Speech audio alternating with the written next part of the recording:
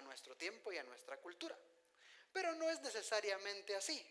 Por ejemplo, así algunos ejemplos que traigo acá rapiditos: el señor Alejandro Magno, el gran conquistador griego, que abarcó desde lo que es Grecia hoy hasta la India, en una campaña épica, increíble y veloz. Empezó sus gestas históricas y sus batallas a los 20 años, cuando fue coronado rey de Macedonia.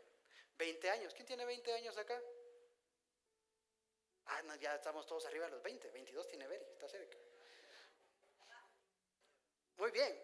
Juana de Arco, la luchadora de Francia, año 1400, con 17 añitos, convenció a un gobernador de Francia para liderar las tropas. Y a los 19 años ya había liberado Orleans y le había dado un giro a la guerra de los 100 años. 19 años. Ahora es difícil nosotros confiarle algo a alguien de 19 años, ¿no? Ahora imagínense en ese tiempo que se le acercó, diríamos nosotros, esta niña a un rey. Y la vio y lo convenció de liderar el ejército para liberar una nación, ¿no? Napoleón Bonaparte a los 24 años fue nombrado general de la brigada francesa y empezó su carrera para convertirse en emperador.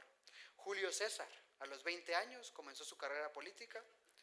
El apóstol Pablo, se estima que más o menos 20-25 años tenía cuando empezó su campaña de persecución de los cristianos, y también cuando fue tirado al suelo por Jesús mismo de ese caballo y empezó su movimiento, ¿no? Hacia, su tiempo de preparación, porque sabemos que estuvo un tiempo de preparación, oraron por él y luego salió. Pero era bastante joven cuando él fue con las personas importantes a convencerlos de que le dieran cartas para ir fuera de Jerusalén, para ir a perseguir lo que él consideraba que era lo correcto, ¿no? Bastante joven también. Y así tenemos prodigios en la historia, ¿no? Y quiero mostrarles un cuadro, que no sé si lo tendrá Cami listo. Un cuadrito de... Este cuadrito es un cuadro sobre el bautismo de Jesús. Y les cuento un poquito la historia de este cuadro.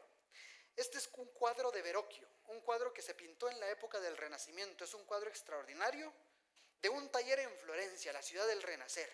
Ahí este hombre tuvo un sueño, montó un taller en donde él iba a formar artistas para una gran época de pintura, de escultura, y los jóvenes llegaban ahí a aprender con él.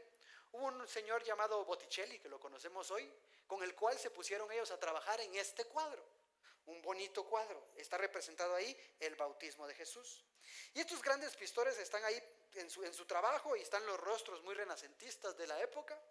Pero en el taller había un adolescente, un joven, cuenta la leyenda, será cierto o no, pero me gusta esta leyenda. Cuenta la leyenda que en ese taller había un adolescente que le asignaron un área del cuadro que son los rostros de los ángeles que están aquí debajo, y un poquito del fondo que está allá, que se iba a hacer al óleo. Y le dijeron: mira, tú que estás así haciendo tus primeros pininos, vas a empezar aquí a trabajar, vas a hacerle el rostro de los ángeles para completar esta configuración. El ángel tiene que ver hacia Cristo, ¿no? Verrocchio, que estaba ahí en ese lugar, había creado un entorno para que los adolescentes, los jóvenes que llegaran ahí, se formaran y tuvieran la confianza de equivocarse, ¿no? Él dijo: este cuadro, el rostro del ángel no está en primera plana. La iglesia también en ese contexto también es como un taller donde se puede contar con los jóvenes para que colaboren, donde tengan la libertad de equivocarse e intentarlo, porque todos, y no solo en la juventud, tenemos, creo que, ese pequeño rango de error, ¿no? En donde nos podemos equivocar. Continúa la leyenda diciendo que Verrocchio, cansado de haber pintado los suyos, dejó un tiempo el trabajo y regresó para revisar el trabajo del adolescente. Y cuando se dio cuenta, este señor tenía, dice, la maña de jugar con sus pinceles, así como que tenía complejo de baterista, ¿no? Entonces jugaba con sus pinceles, y cuando vio el rostro de los ángeles, se dio cuenta que el rostro pintado de los ángeles se veía mejor y de mayor calidad que el de Jesús en el cuadro. Se enojó y rompió sus pinceles y exclamó ya no voy a volver a pintar. Claro, eso no lo hizo, siguió haciendo su trabajo y siguió enseñando. Ese pequeño adolescente de una aldea cercana a Florencia, llamada Vinci, que había llegado ahí con él, el pequeño Leonardo, se estaba formando para lo que sería luegamente conocido como Leonardo da Vinci, ¿no? De esa aldea, ¿sí? Y un adolescente más haciendo sus pequeños trabajos, y se dan cuenta, sí es un poquito diferente el tema de los angelitos, están como más brillantes, ¿no? Por decirlo de alguna manera. Bueno, vamos a ver otra imagen que también es de arte, y esta imagen es un mosaico, el mosaico de Megido en Galilea. Este mosaico fue encontrado recientemente, dicen que es uno de los descubrimientos más importantes después de los rollos del Mar Muerto, que pues validaron un montón de temas de la iglesia, ¿no? Y este mosaico, hay dos historias de cómo lo encontraron. Uno, que la Universidad de Tel Aviv mandó unos jóvenes a trabajar y encontraron pues esto enterrado en una cárcel. Estaban haciendo excavaciones ahí y encontraron esto. Y lo otro es que pues a los presos los tenían haciendo trabajos forzados y pues desenterrando encontraron este mosaico. Como sea la historia, lo que pasa es que empezaron a extender la excavación y descubrieron que esto que ven acá es el suelo escondido de la iglesia más antigua de la que tenemos registro, como edificación, como estructura. Y es muy interesante porque lo que encontraron fue un espacio abierto. No encontraron grandes columnas, encontraron un suelo sencillo con este mosaico. El mosaico es grande y en uno de sus costados tiene los nombres de las personas que aportaron para la construcción de él mismo y del lugar. Al parecer lo que era el lugar era un lugar abierto en donde el centro del lugar era una mesa, que era la mesa de la comunión, en donde se podían ver los rostros. Porque recuerden que la iglesia, este tema de sentarnos así como un auditorio en donde ustedes ven hacia adelante, pues es un tema de nuestros tiempos. Y pues ya tenemos bastantes siglos haciendo lo mismo. Pero en un inicio la iglesia era un tema de la mesa, de la comunión, de vernos los rostros unos a otros y de la convivencia, ¿no? En donde se compartían ciertas cosas. Y en ese lugar están los nombres de los que aportaron, curiosamente, de muchas mujeres que tenían los recursos para aportar. También aparece el nombre de un centurión romano llamado Porfirio, que aparece que en ese tiempo tenían prohibido ser creyentes. Pero era una comunidad que quería comunicar el mensaje de Jesús aunque tuviera que esconderse. Y me parece de cierta manera hasta poético que en la arqueología tenemos que recordar un poco la tradición de la iglesia y recuperarla. La iglesia que Jesús soñó, los llamados afuera, que al final es un movimiento imparable, hermanos. Imparable porque hay un evento del cristianismo que es lo que nos da poder, que es no la cruz sino la resurrección de Cristo, en lo cual descansa nuestro mensaje. Para los que son teólogos acá y pues han tenido sus cursos y todo, los primeros cristianos del siglo I no tenían la preparación que tal vez nosotros tenemos, ni los textos, ni el acceso a la lectura como nosotros la teníamos. Ni siquiera estoy seguro que entendieran muy bien lo que significaba que Jesucristo haya muerto en la cruz. Recientemente hicimos nuestra lectura de Hechos, ¿no? ¿Verdad? Todos la hicimos, completamos el libro de Hechos para prepararnos para las mini olimpiadas bíblicas de la semana pasada. Y si prestaron atención al libro de Hechos y a las predicaciones que están ahí, las predicaciones cuentan una historia, pero van disparados a contar algo que es lo importante. El mensaje el final era el siguiente: al que vosotros habéis matado, Dios lo ha levantado de los muertos, haciéndolo Señor y Cristo. Y a la luz de ese hecho histórico que es la resurrección, podemos interpretar la cruz, que era un símbolo de muerte, de maldición, como una bendición y como una victoria. Así que en la resurrección también hay una creatividad, ¿no? ¿Qué más creatividad de un Dios que le da vida a un muerto? Dijo Eugene Peterson que la imaginación y la fe son parientes, ¿no? Y la iglesia, pues, necesita arte, necesita imaginación, necesita creatividad para ir hacia adelante. La iglesia somos los inventores, los que han sido punta de lanza para muchas cosas. La iglesia inventó los hospitales, los orfanatos, las universidades. La Universidad de Oxford, allá en Inglaterra, en el año 1036, cuando fue fundada por unos monjes ingleses que colocaron en el pórtico de ingreso Dominus Illuminatium Mea, que parece un ataque de Harry Potter, pero no es así. Lo que quiere decir es: el Señor es mi luz.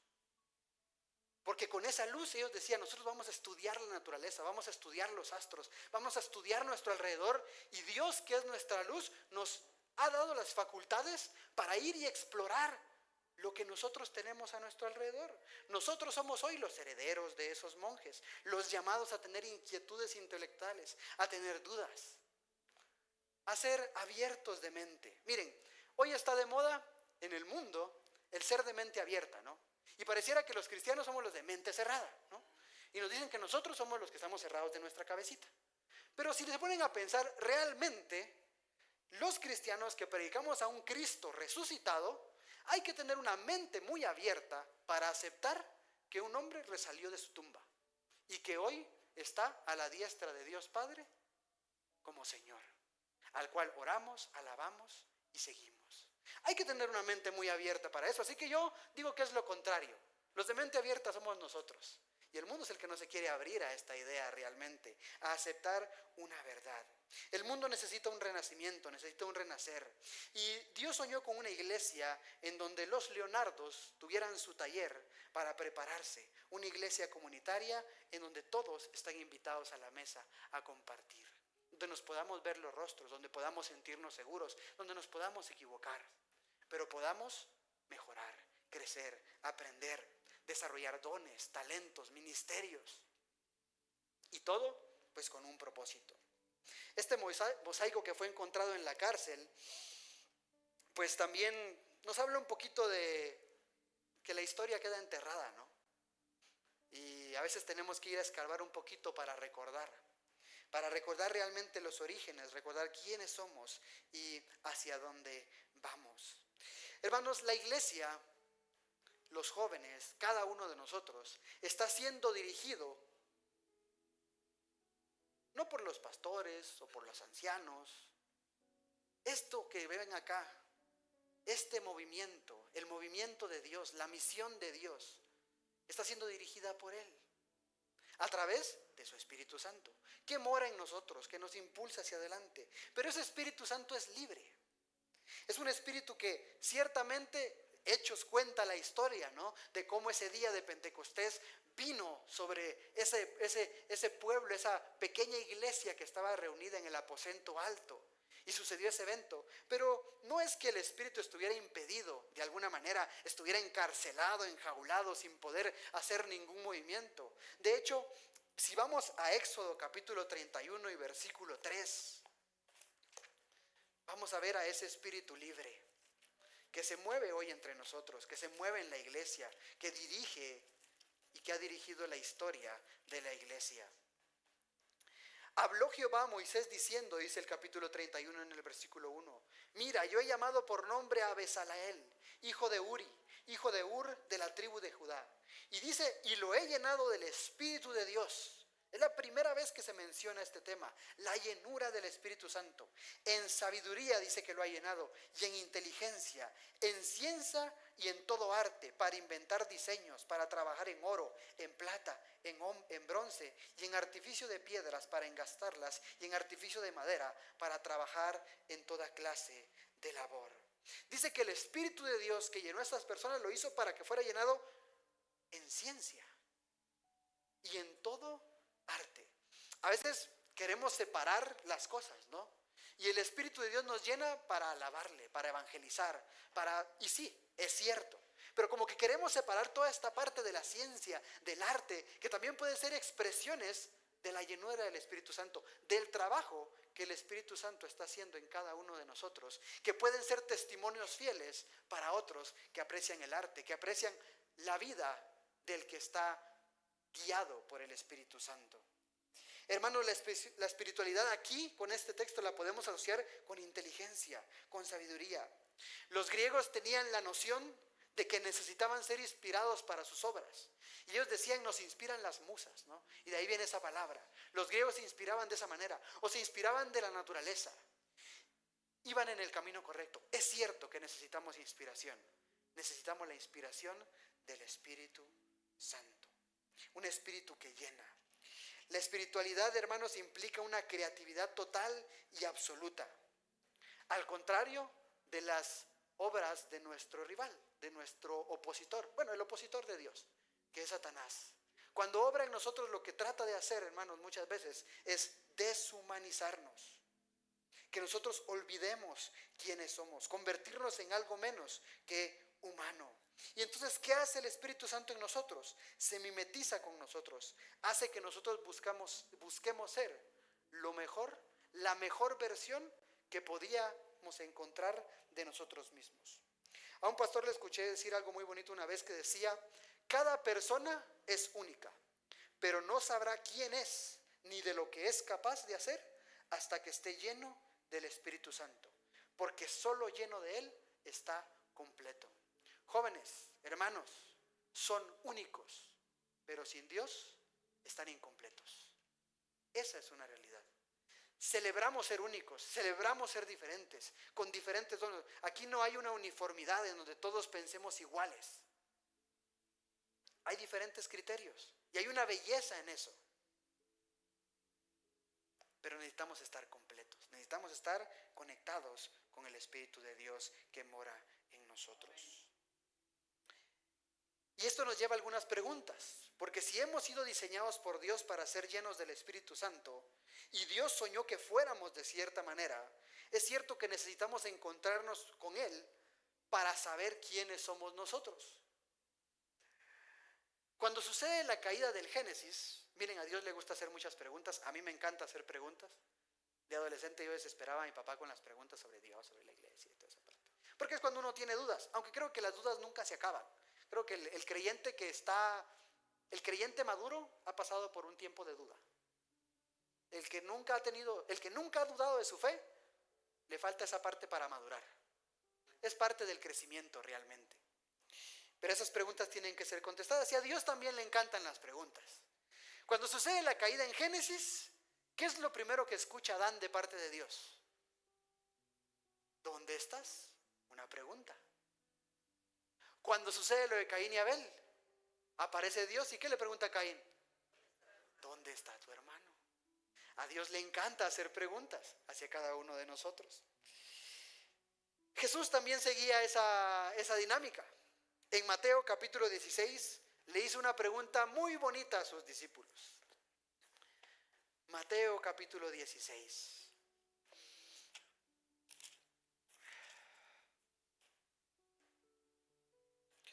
Dice, versículo 13 del capítulo 16. Viniendo Jesús a la región de Cesarea de Filipo, preguntó a sus discípulos diciendo, ¿quién dicen los hombres que es el Hijo del Hombre? Ellos dijeron, unos Juan el Bautista, otros Elías, y otros Jeremías o alguno de los profetas. La verdad que la gente se inventaba cosas bien raras de quién era Jesús, ¿no? No sé si los judíos creían en algo de la reencarnación, ¿no? Se les había permeado ahí esa idea, pero ya creer que Jesús era Jeremías tenía 400 años de muerto ahí. Y Él les dijo, Jesús les siguió haciendo preguntas, ¿no? Y ahora se las hizo personal. Versículo 15. ¿Y vosotros quién decís que soy yo?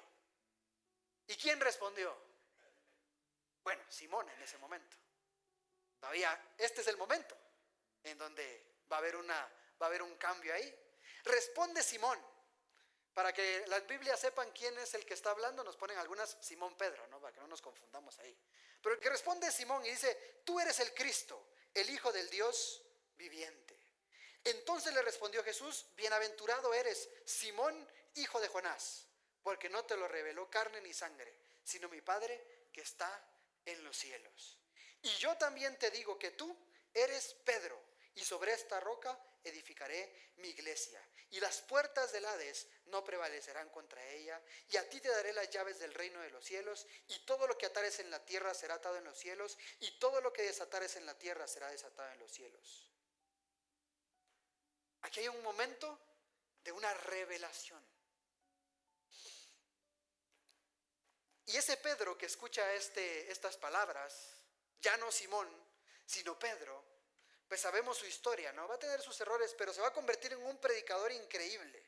En su primer predicación, 3 minutos de predicación, 3,000 convertidos.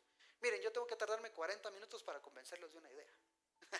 Él en 3 minutos, 3,000 convertidos y sin micrófono. Al siguiente día, ya con la garganta un poquito gastada, me imagino yo, tal vez predicó unos 10 minutos, 2,000 convertidos, 5,000 en 2 días.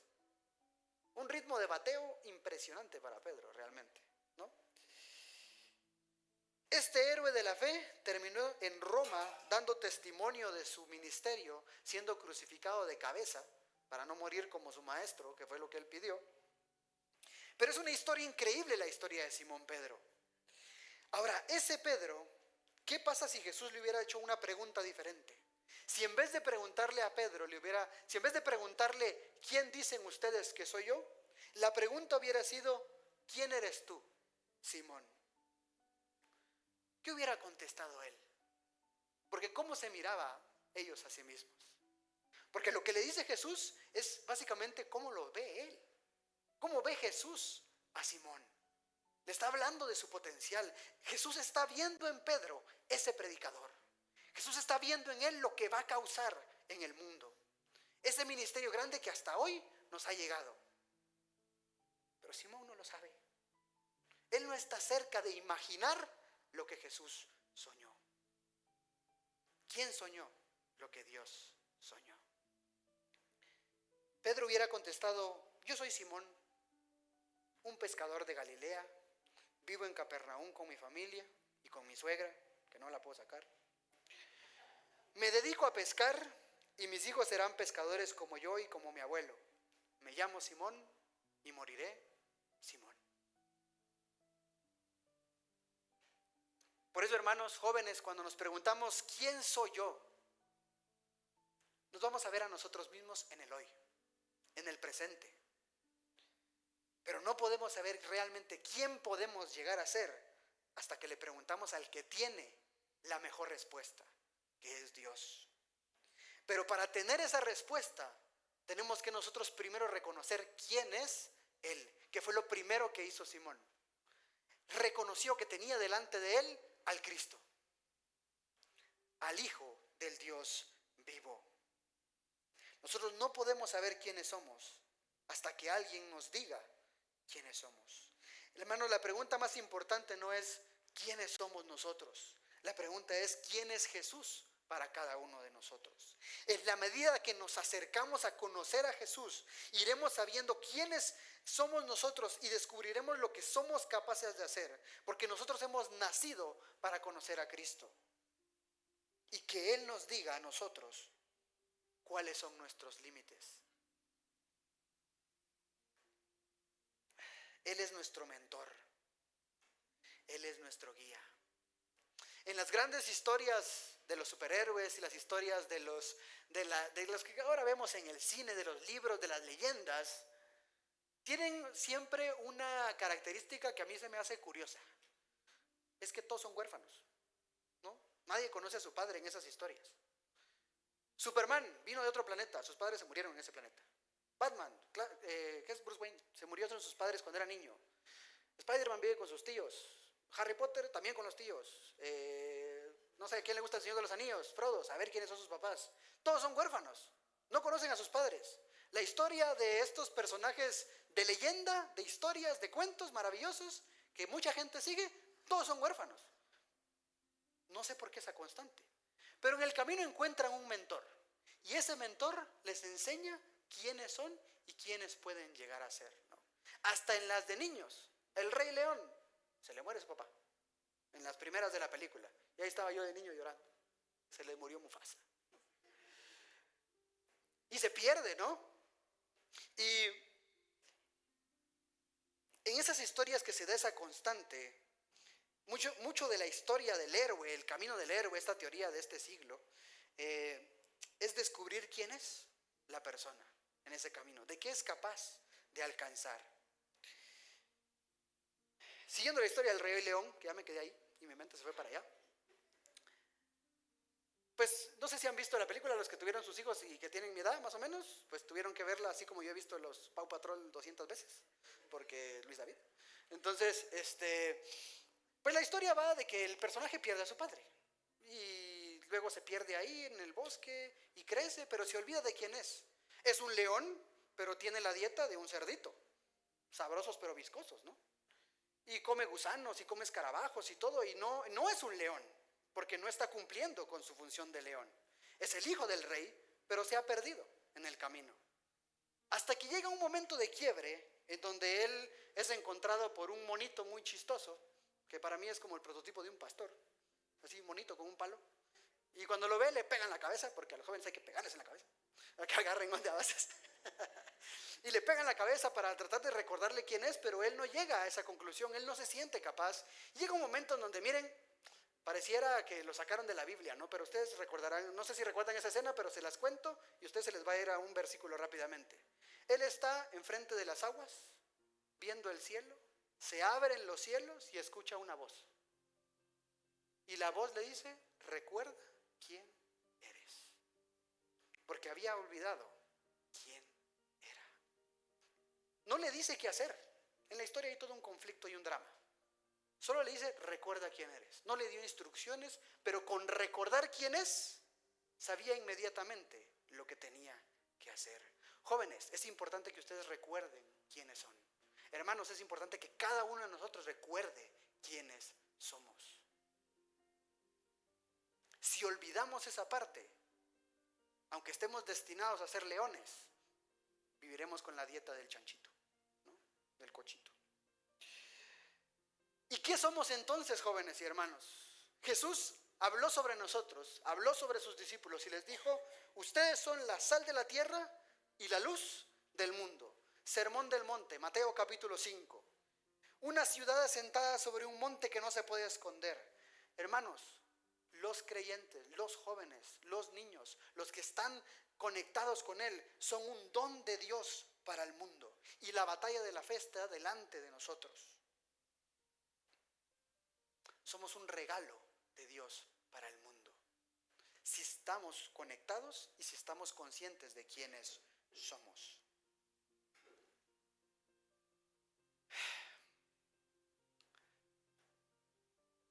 ¿Quién disfruta comer? Aquí, alimentarse. Qué rico es comer con hambre, ¿no? Si algo a mí me molesta, y tal vez es lo que yo tengo más frágil en mi ser, es el estómago. Yo me enfermo fácil del estómago. Lucía puede dar testimonio de que eso es verdad. Pero también a veces puede ser porque como cosas ahora que ya no debo. Cuando tenía 15 años yo me podía comer 14 alitas a las 2 de la mañana y amanecer al otro día como un campeón. Ahorita como alitas a las 6 de la tarde y estoy repitiendo toda la noche. Y al otro día amanezco como, no tuve que haber hecho eso. Porque uno va cambiando, ¿no? En mi casa me enseñaron a comer y yo le he dicho a mi esposa que siempre me enorgullezco de que mi mamá me enseñó a comer a las buenas y a las malas a veces también. A comer de todo. La instrucción era, si usted tiene un plato delante, dé gracias y se lo come. De esa cuenta he comido cosas sin preguntar. Lengua de vaca. Si me hubieran dicho que era, no la pruebo, pero ya estaba ahí y como me enseñaron a no preguntar, pues ya la mitad me dijeron que era y dije, pues bueno, ya, un poquito de limón y vámonos.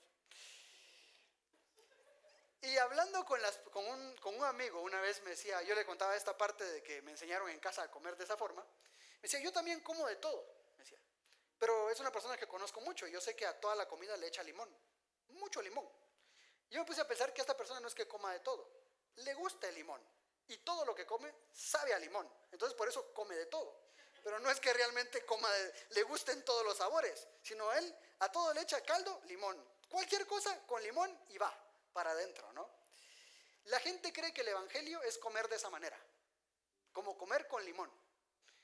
Y que cuando creemos en Dios, a nosotros se nos va el sabor y todos los creyentes hablamos igual, comunicamos igual, caminamos igual y pensamos igual. Todos saben a lo mismo, ¿no? Pero realmente, señores, cuando estamos llenos del Espíritu Santo, nosotros somos sal. Eso es lo que dijo Dios que íbamos a hacer para el mundo. Somos sal. Y si ustedes le echan sal a la carne, ¿a qué sabe la carne? Sabe a más carne. A menos de que se pasen, ¿no? Porque también se pueden pasar. No, que yo uso sal del Himalaya. Sí, está bien. La sal normal. Cuando ustedes se le echan la carnita, lo que quiere es realzar el sabor de las cosas, ¿no? Potenciar los sabores. Esa es la función de la sal en los alimentos. En el tiempo en que se dijeron estas palabras, también la sal tenía un efecto conservador, ¿no? Para que las cosas no se pudrieran. Pero en el tema del sabor, la sal potencia el sabor, potencia lo que somos. Y eso es lo que nosotros hacemos con el mundo. Somos sal de la tierra y luz del mundo. Ahora, con una característica importante. Ustedes van ahí a, no sé, ¿dónde tienen ganas de ir a comer hoy? Joselito, va. Una carnita así bien, va.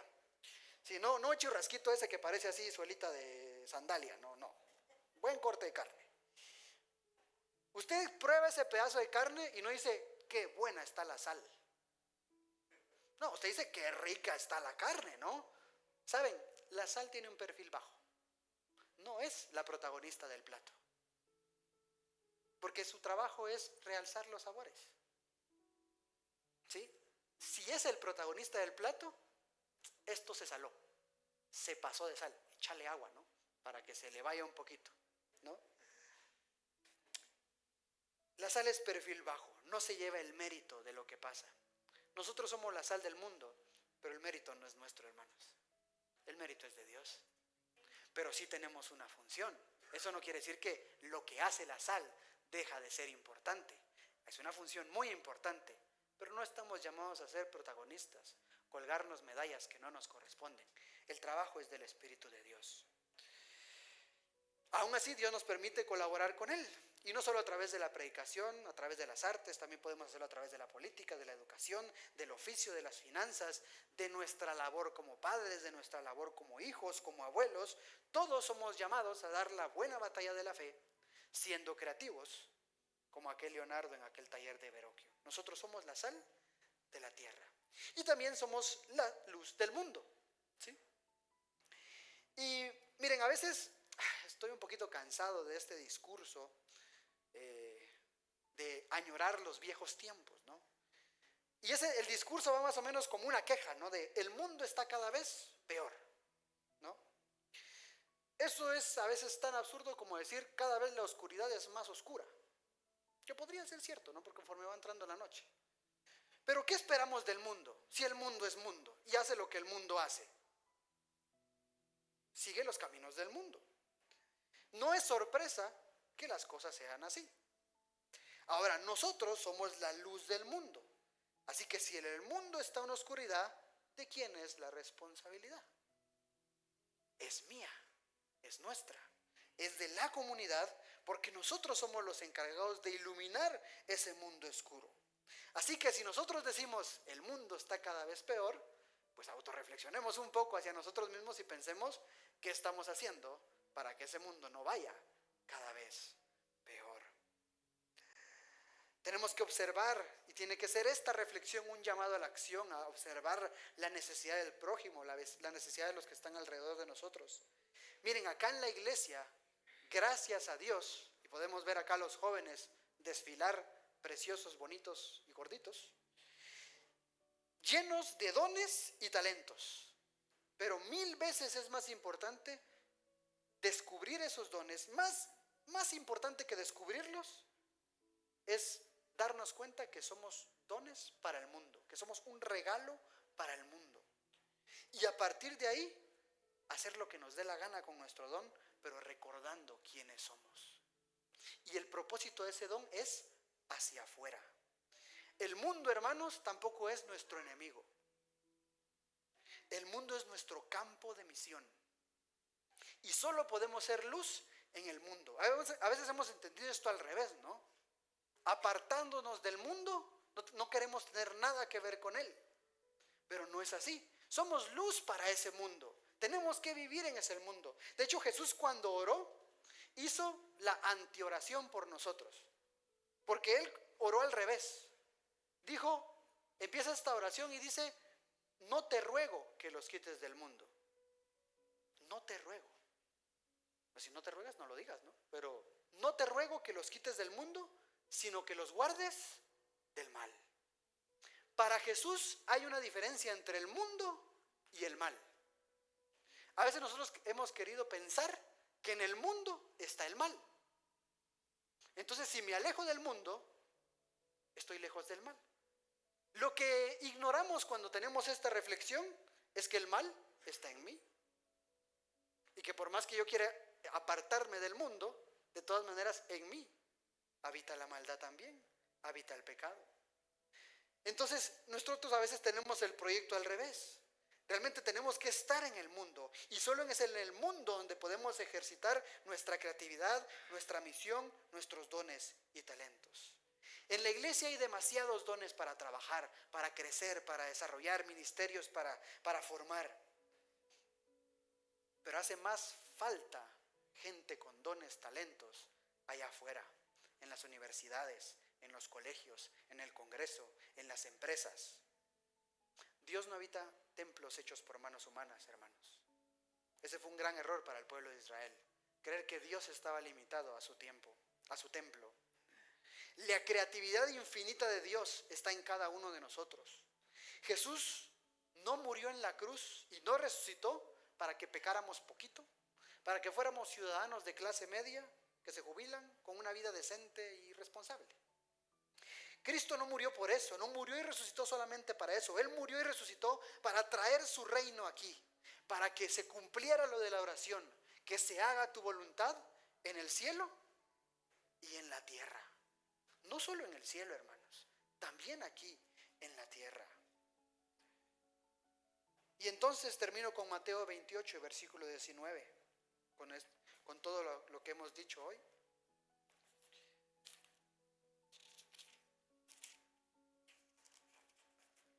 Mateo 28.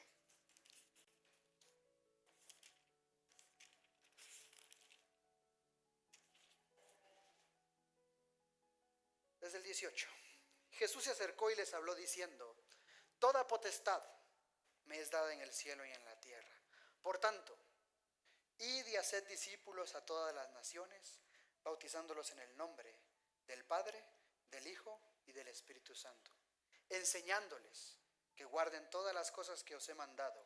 Y he aquí, yo estoy con vosotros todos los días hasta el fin del mundo. Amén. Mi llamado hoy no es para que pasen acá al frente, para que oren, para que reconcilien, para que se pongan a cuentas.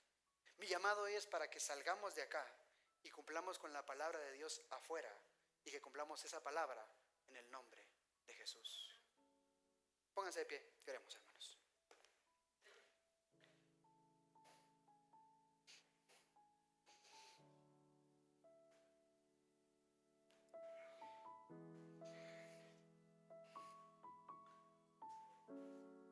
Padre, gracias te doy por la Iglesia de Jesucristo es el Camino, por los ministerios que se han formado en este lugar, las sociedades, los grupos de niños, de adolescentes. Y hoy celebramos los 20 años del Ministerio de Jóvenes Abraham, de la sociedad, por la que han pasado muchas personas, Señor. De los que iniciaron, ninguno está, porque hay un cambio generacional importante. Quiero poner en tus manos la vida de cada uno de los jóvenes que están acá hoy y los que han pertenecido y pertenecen hoy al grupo, Señor. En cada uno de ellos, solo tú puedes imaginar hasta dónde pueden llegar tomados de tu mano, como las palabras que le diste a Simón en aquel momento. Solo tú puedes soñar con ese propósito grande que cada uno puede alcanzar. Señor, es mi oración hoy para que cada uno de ellos pueda vivir conectado contigo, no siendo perfectos, pero con una intención clara de seguirte, de conocerte, de descubrir quién eres tú, y cada día por esa manera descubrir quiénes son ellos delante de tus ojos, Señor. Esta iglesia tiene un potencial grande, Dios, que nosotros lo podemos ver, lo podemos percibir, y no podemos imaginar qué tan grande es. Señor, te pido por cada una de las familias a las que cada uno pertenece, que aún en medio de las luchas, de las dificultades que cada familia tiene, puedan ser lugares de formación, de encuentro con tu palabra, de encuentro con tu persona.